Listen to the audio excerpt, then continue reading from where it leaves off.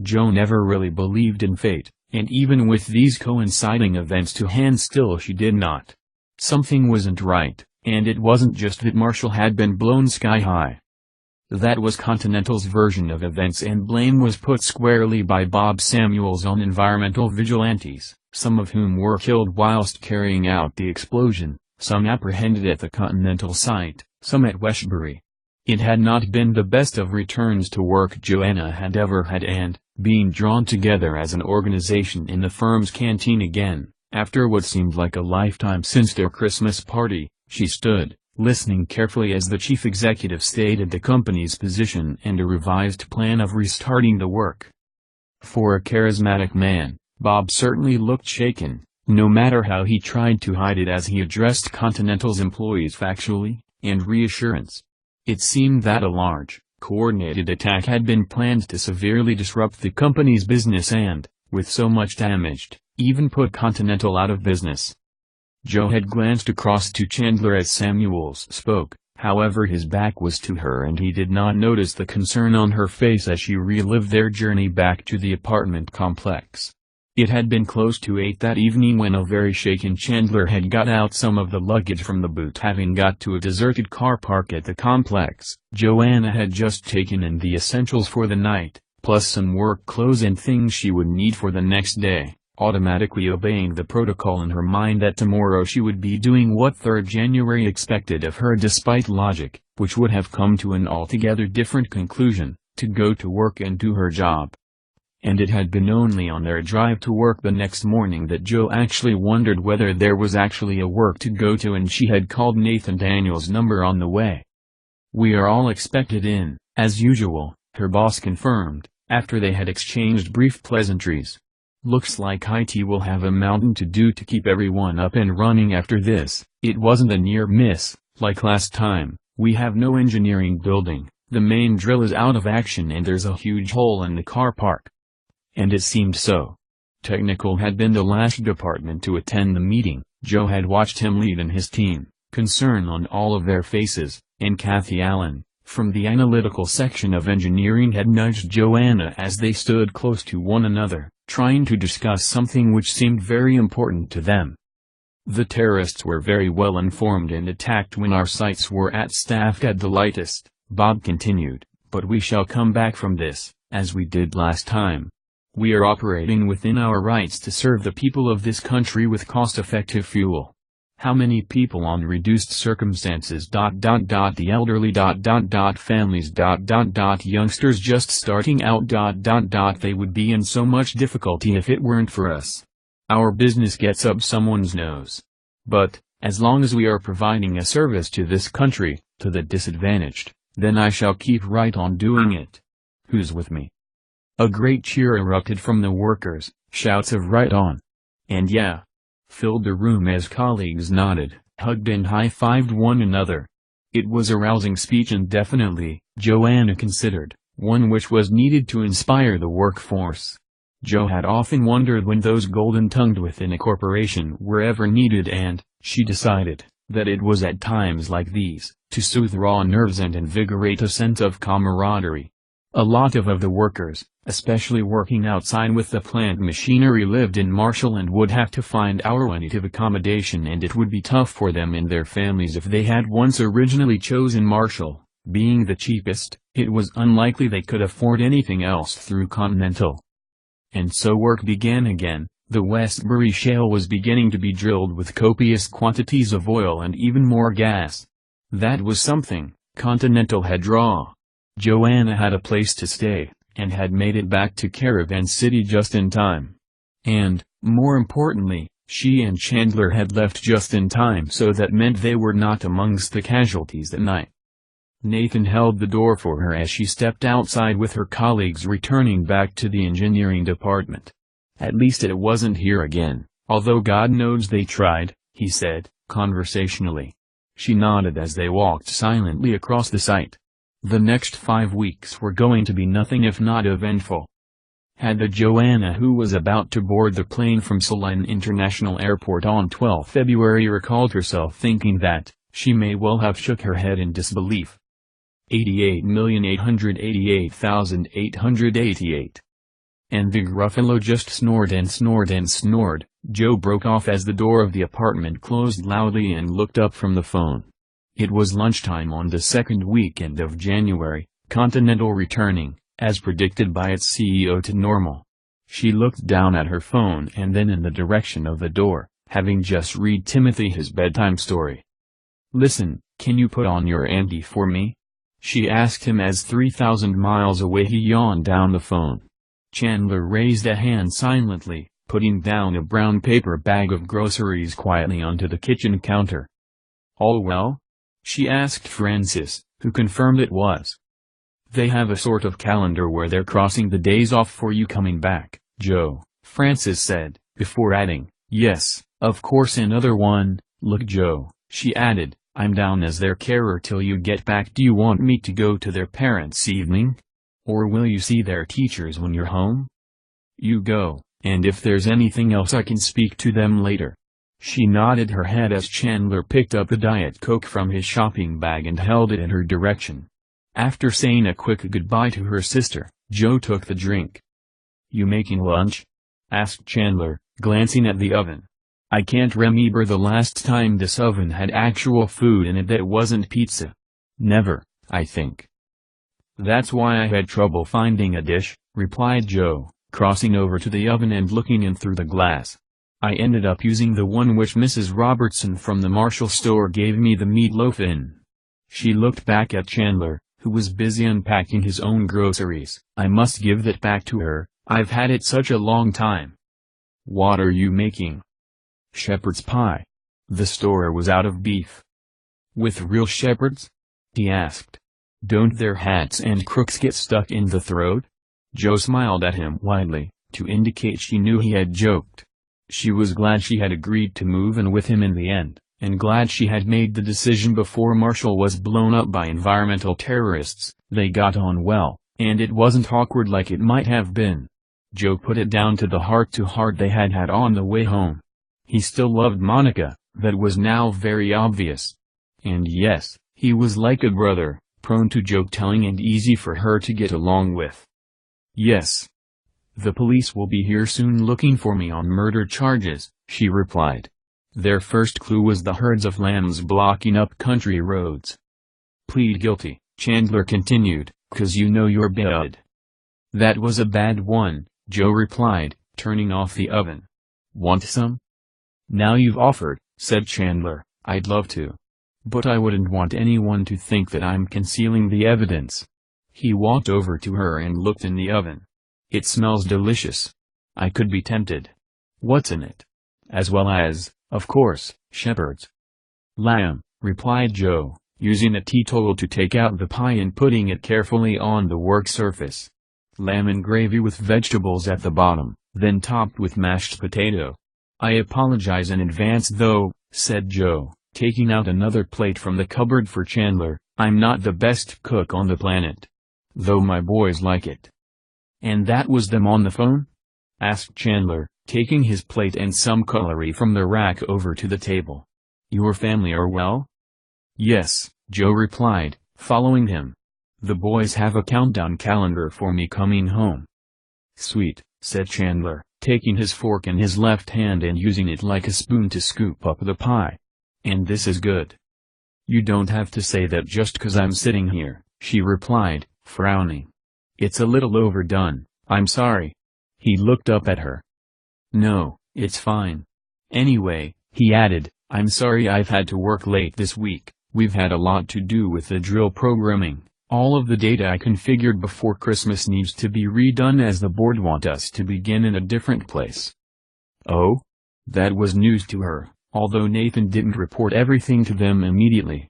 Engineering saw the start of any new prospective development and also the end, analyzing rock, gas and oil samples to inform the work and certify the raw. However, Chandler working late was not the reason she hadn't come up to his office to wait for a lift back to the apartment. It was more that she felt embarrassed by the last time she had come up and she didn't want any of Chandler's work colleagues, especially Steve Silverman, who knew her from the company induction, to pass comment along the lines of English prig either to her, or to Chandler. She hadn't so much kept her living arrangements a secret, Even to Kathy, who had asked in the spirit of compassion, she knew Joe lived at Marshall, but Joe wasn't exactly advertising the fact either. "We're starting 5 miles further west than we thought," he continued between bites. "I've got to go to the New York State site to look at their programming date next Wednesday for a couple of days, once I've got ours straight. Should I say, my program has been commended and is being used as an example to all of our sites." "That's great. So, will you be alright by yourself for a few days?" "I'm planning on going down to the city to see Jack. He's understudying on Saturday night, which might mean he'll be on stage then too. I want to give him my support." "That's great," replied Joe. "Yes. No problem. There's security here." The security at Marshall was shockingly lacking. Chandler grinned before scooping up the last bit from his plate. "There's a bus to work, and one to town. I'll be able to walk around here singing teeny bop songs and just my aunties."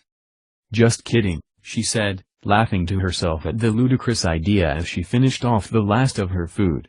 Chandler grinned in disbelief at what he'd heard her say. "It'll be Nirvana." 88,888,888.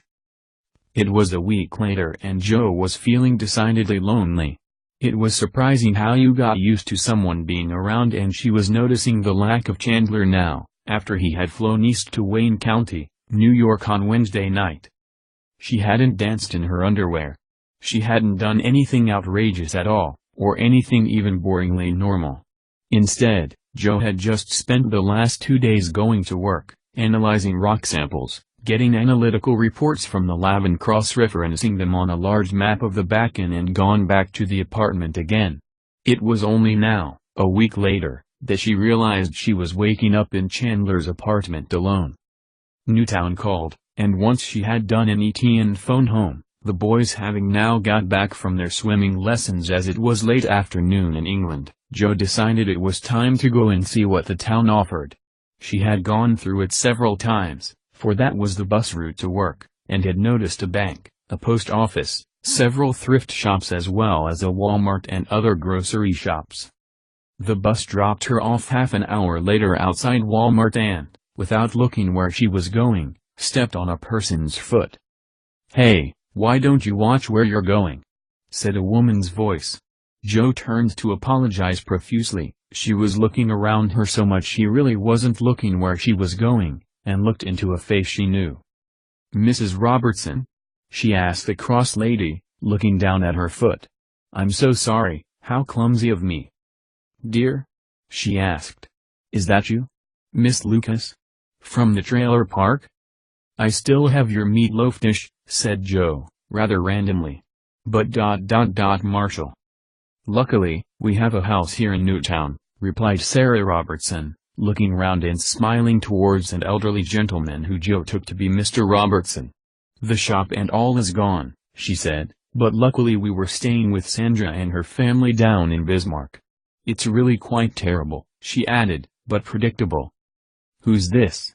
asked Mr. Robertson, looking over to Joanna and taking off his spectacles. "Do we know her?" "She's Miss Lucas, dear," Mrs. Robertson replied. "She lived in a trailer in Marshall. She's English." Mr. Robertson looked at Joe, then looked her up and down. "Well, I never," he replied, looking back to his wife and putting back on his spectacles. "She don't look Amish." "English, Robert, dear, English." "English?" He looked at her again. "English? Tell her we don't want any. We fought a war to stop English. Redcoats. Like her." He trailed off into silence, still staring at Joe, hostilely. "Ignore him, dear," soothed Mrs. Robertson. "He gets funny ideas. Are you going anywhere in particular? I was born here, you know. My father was a farmer." She turned to her husband. "So was his. Our farms neighbored one another, just north of Bismarck. Long sold, you know," she added. "He didn't want to farm, neither did I. We worked hard for our land, we did." "Yes," nodded Joe, listening. There wasn't much else you could do when an older person began to talk. She would be like that, one day. In fact, Jo thought to herself, as Sarah Robertson continued to tell her how they wanted to begin a shop because it was indoor work. She was already like that. She could hear herself with her eldest, giving examples, telling longer-winded stories about her life than used to about things she thought mattered. "So, you can claim your 7-Eleven on your insurance?" prompted Jo, feeling Mr. Robertson still staring at her suspiciously. "Yes," conceded Mrs. Robertson, patting her headscarf in place. "But it'll never be the same. If we do ever open up another one, it won't be what we've worked on for 60 years. And, you know, thinking about that explosion, I just wonder, do we even want to? I'm 77 now, dear. And Robert's a year older." "What?" Robert Robertson leaned forward, as if his wife was now about to get herself in cahoots with the one-woman English invasion party. "We don't want to begin our shop again," emphasized Sarah, to her husband, although, she added, sotto voce, leaning towards Joanna, "I told you before that it was expected. Environmentalists, like your company says?" "Pa. You don't think so?"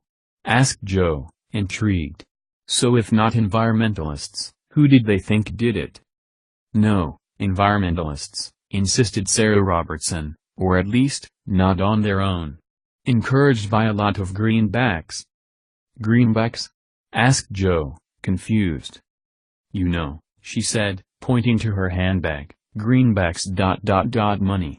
The man from Exxon was flashing those around a lot in our shop. I told him to go away, we wouldn't be bought." She pulled nearer Joanna, a triumphant smile on her face. "They think that we are deaf and dumb when they come to our shop. They think that we do not hear what they say even when they come in broad daylight. But, you know, it wasn't a coincidence that we got as far away as we could over the holidays." "Right," said Jo, nodding in agreement. "You know it's terrible, dear," she continued, frowning, "there's still people living there, in Marshall, even though the company says that it's uninhabitable." "Oh, my word!" Jo exclaimed, truly horrified. She knew there was a poverty problem. Men working at Continental would have enough money to go out drinking every weekend, leaving very little to live on, and worse, their family to live on, unless their wives could get some money off them beforehand. Some families, she deduced, clearly had not got a lot of choice. And maybe would do some things not a little bit immoral to boost up the family finances. "English?" clarified Mr. Robertson again, looking Jo in the eye as if he was trying to work her out. Before Jo could ask Mrs. Robertson what she meant by what she had said, about someone from Exxon and buying with greenbacks, a bus pulled up alongside them. The doors opened. A few people from the queue which had formed behind Mr. and Mrs. Robertson pushed past them and streamed into the bus. "Well, this is us," said Mrs. Robertson, as her husband went to join the queue. "Back to Bismarck. It was lovely to see you, dear," she added. "Take care of yourself." "You both too," Jo added, nodding at the old woman who had fed her when she had lost her purse, and had, on more than one occasion, to Jo's knowledge, stood up to rowdy, Larry, drunken Marshall residents by refusing to serve them. Then added, "Your meatloaf dish?" as both ex-store owners sat down on the assisted seating near the front. "Keep it, dear," called back Mrs. Robertson, as her husband muttered, "Amish?" as the bus pulled off. The man from Exxon and greenbacks, thought Jo to herself, a few hours later, and laden down with her fruitful and very cheap shopping trip to the thrift store. The bus going to the apartment complex pulled in as the dusk marched ever closer to night. Lights were being switched on in Newtown, and the town she had never visited, but had stayed in for nearly 6 hours that Saturday afternoon, began to look very pretty. 88,888,888. "I need a word, Joanna." It was the third week of January and Jo had been down at the analytical lab checking over the results of a sample of gas extracted from the lower sea layer at Westbury when her boss had demanded to see her immediately. In the last fortnight Chandler had come back from Manhattan, beaming in delight over his son's appearance on Broadway, and telling her he had had a great time with Joey, Monica, Ross, and Rachel, who had all come over, in the end, to support Jack. Her boss's face did not exactly show that the words were going to be pleasant, and he took her right out of the engineering block before he began the tirade. I can't believe what you did. Not only was he not happy but, rather, he was livid. Joe felt her heart sink. What had she done? You. Embarrassing me in front of the board. He shouted, answering her silent question. Why didn't you tell me that your cross-referencing on your map was loco? You've made me look an idiot. And I wanna know why. Joe said nothing for a moment, as she thought over what he had just said, what he had just blasted at her. Her calculations were incorrect? That couldn't be right. They were lauded for their work by Bob Samuels himself at Christmas. Nathan had got his award for it. Yes, she had done it, and Chandler had been affronted that their team leader was singled out for praise, but Did you do it on purpose, to try to show me up? Because, I know you did the data and I know you were angry you didn't get mentioned at the Christmas roundup. Did you think I wouldn't notice, or find out? He shoved the maps into her chest with force, and Joanna took a step back to stop herself from falling over, uncrumpling them. I've never seen these before, she said, not this one, at any rate. These, she said, holding the ones she had worked with on Thanksgiving Day, are what I used for the proposal. Never seen this one before, Nathan. The growl of dissatisfaction from her boss's throat made her see that he didn't believe her. And yet, Chandler said there'd been errors in his calculations, and she knew that the company had been basing the Westbury data on that which she had originally calculated. Some of the assays from the oil and gas had not yielded as high percentages of fuel as she would have expected, either. Well, fix it, he said, and fast. Herring's orders, he added, bitterly. Herring? Asked Joanna, but he pushed her out of the way with one hand. Never mind, get on with it, fast, or else. Joe didn't wait to ask, else what? And she hurried back into engineering as Nathan Daniels kicked a stone heavily into the closing door.